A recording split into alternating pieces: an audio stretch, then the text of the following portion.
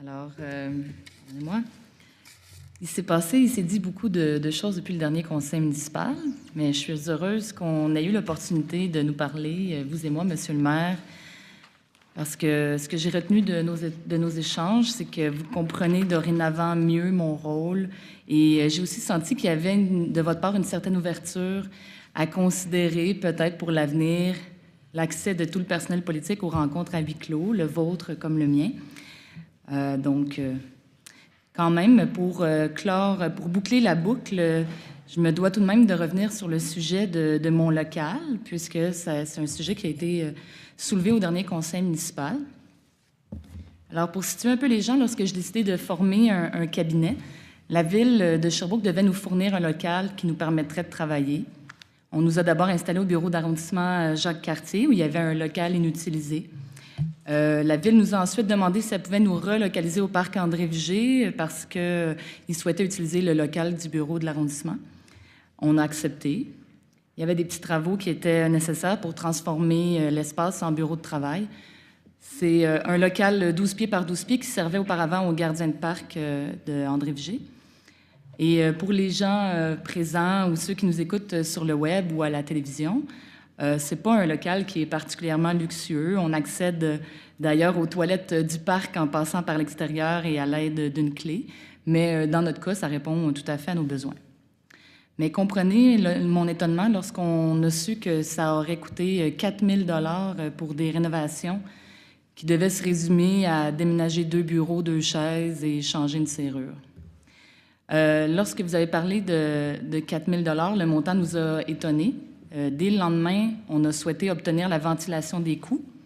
Une semaine plus tard, on a finalement reçu la réponse. Donc, ça aurait plutôt coûté 2 106 $. Mais même à 2 106 $, il y a d'étranges choses dans le document qu'on nous a remis. 236 $ de frais de déménagement. Pour déménager, je vous rappelle, 2 bureaux, 3 chaises. 150 $ de peinture, alors que ça n'a pas été repeinturé. 689 $ pour ajouter 4 prises électriques. Ça revient cher, pas mal la prise. On nous a même dit que ça avait coûté 175 $ pour brancher une imprimante. Fait que l'impression que ça nous donne, c'est que le chiffre qui a été avancé de 4 000 $ que vous avez vous-même avancé, Monsieur le maire, ben c'est que par la suite, il y a quelqu'un quelque part qui s'est empressé de produire une ventilation des coûts qui était probablement exagérée pour se rapprocher le plus possible du montant de 4 000. En tout cas, moi, c'est la seule explication que je vois parce que ça expliquerait pourquoi ça a pris une semaine d'obtenir de l'information puis pourquoi on a répondu à nos questions de façon très évasive lorsqu'on a eu l'information. Alors, je suis très heureuse quand même d'avoir accès à cet espace de travail-là avec mon équipe et j'espère faire de ce bureau-là non seulement un espace de travail pour nous, mais aussi un lieu où les citoyennes et les citoyens vont pouvoir venir nous interpeller sur différents sujets. Alors, n'hésitez pas à passer nous voir, tout le monde est bienvenu. Je voulais apporter un changement de sujet. Je sais, Monsieur le maire, que l'objectif de protéger 12 % du territoire sherbrookois d'ici 2020 vous tient à cœur et à moi aussi. C'est un objectif que s'est donné le conseil municipal en 2009. Et quand on dit d'ici 2020, il faut comprendre que 2020, c'est demain matin. J'aimerais ça que le conseil puisse donner un coup de barre pour atteindre son objectif, d'autant plus qu'on est interpellé de plus en plus souvent par la population pour la protection des arbres, des boisés. Donc, si vous êtes d'accord, Monsieur le maire, je pense que nos services pourraient fournir un inventaire des aires protégées avec une carte et un calcul de ce qui est protégé actuellement. Parce qu'après ça, ce serait plus facile de voir qu'est-ce qu'on peut faire pour atteindre notre objectif de 12 %.